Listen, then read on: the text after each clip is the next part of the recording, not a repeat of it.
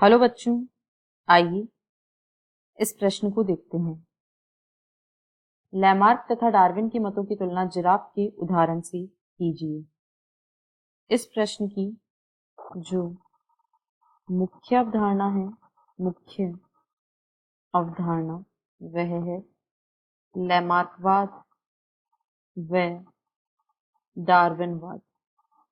यह है लैमार्कवाद तथा डार्विनवाद। यहाँ पर हम लैमार्कवाद व डार्विनवाद की तुलना करेंगे वो जिराफ के उदाहरण के साथ में। तो यदि लैमार्कवाद की बात, तो लैमार्कवाद जो है यह उपार्जित लक्षणों की वंशागति पर आधारित है। यह उपार्जित लक्षणों की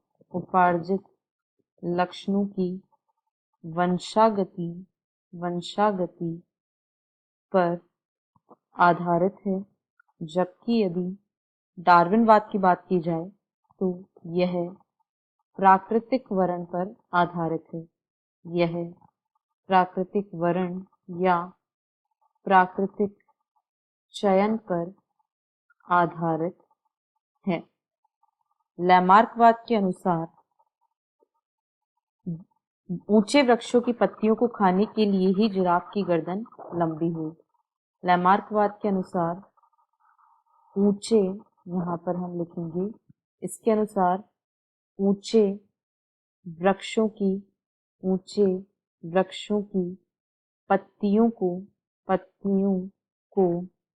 खाने के लिए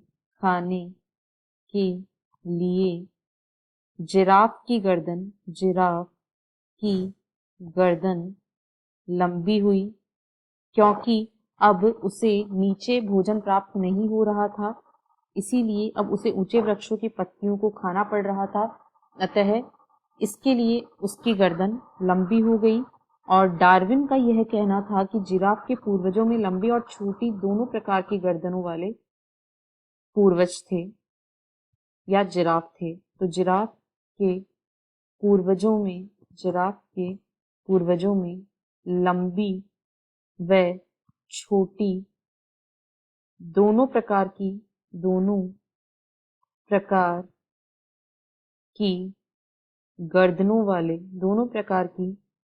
गर्दनों वाले जिराफ थे।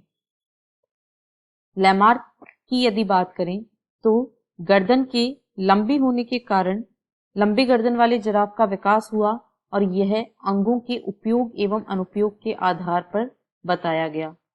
अंगों के उपयोग व अनुपयोग के आधार पर समझाया गया, यानी क्योंकि जिराफ ऊंचे वृक्षों की पत्तियों को खाने के लिए गर्दन का प्रयोग करता था, इसकी वजह से उसकी गर्दन अधिक लंबी हो गई।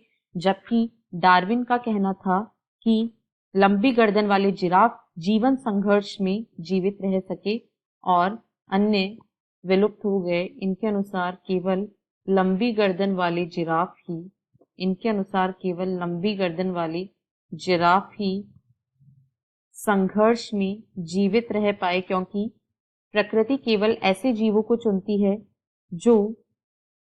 जो बेहतर अनुकूलित होते हैं, जो अपनी वातावरण में होने वाले परिवर्तनों का बेहतर तरीके से सामना कर सकते हैं, जिनमें बेहतर अनुकूलन पाए जाते हैं। ऐसे परिवर्तनों या अनुकूलनों से युक्त जीवों का ही प्रकृति चयन करती है। आशा है आपको प्रश्न समझ आया होगा। धन्यवाद।